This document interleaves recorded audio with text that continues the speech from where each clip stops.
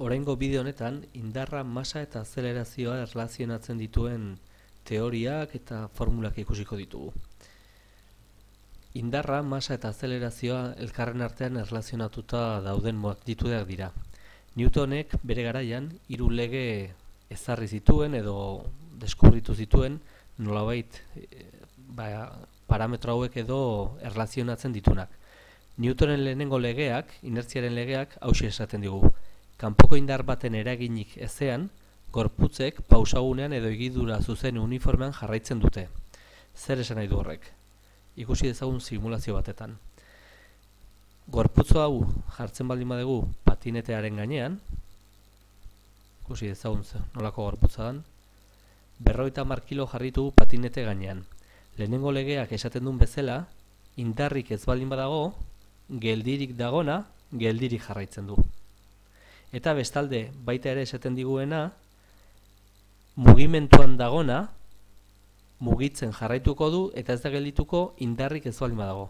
Orduan, gorputz honeri emango diogu indar bat,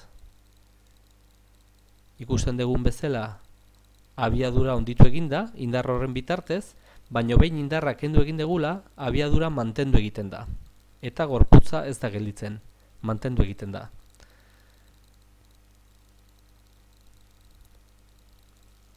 Errealitatean noski, marruzkadura bat gertatzen da, zenbat eta patinetea hobea izan eta lurra hobea izan, marruzkadura txikia izango da eta abiadura mantendu egingo da. Lehenengo legeak esaten duen bezala. Newtonen bigarren legeak esaten diguna, kasu honetan dinamikaren oinarrizko legea da, eta honek esaten diguna da gorputz bati eragindako indarrak gorputzari eragiten dion azelerazioarekiko formula honen bitartez adierazten da. Hau da, indarra, masa eta azelerazioa erlazionatuta daude. Hau da, gorputz bateri, masa jakin batetako gorputz bateri indar bat eragiten diogunean, gorputz horrek azelerazio bat jasango du. Eta 3 balio horiek honela erlazionatuta daude.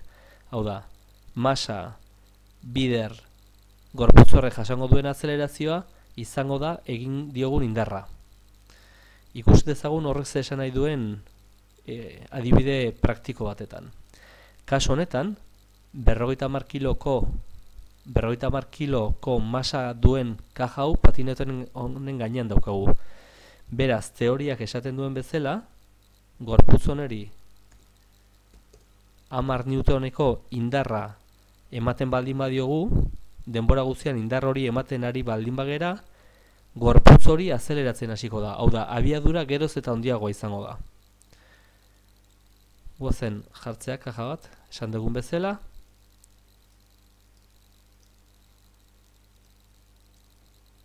Hamar newtoneko indarra jarriko diogu, eta martxan hasiko gara.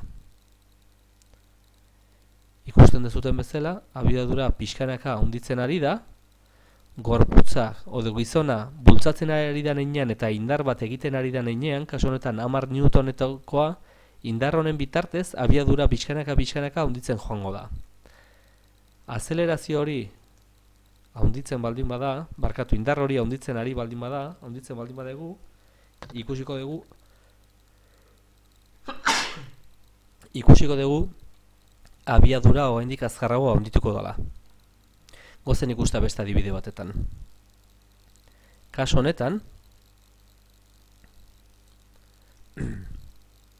honetan indarra handiagoa jarriko dugu.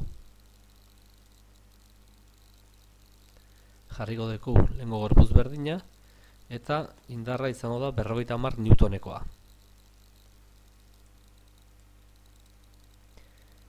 Kasu honetan ikusten dezuten bezala, abiadura handitzen ari da, baino lehen baino azkarrago. Beraz, zenbat eta indarra handiagoa jarri, azelerazioa handiagoa izango da. Abiadura handitzen eta handitzen joango da, indarra mantentzen baldin badegu. Hori da Newtonen bigarren legeak esan nahi duena.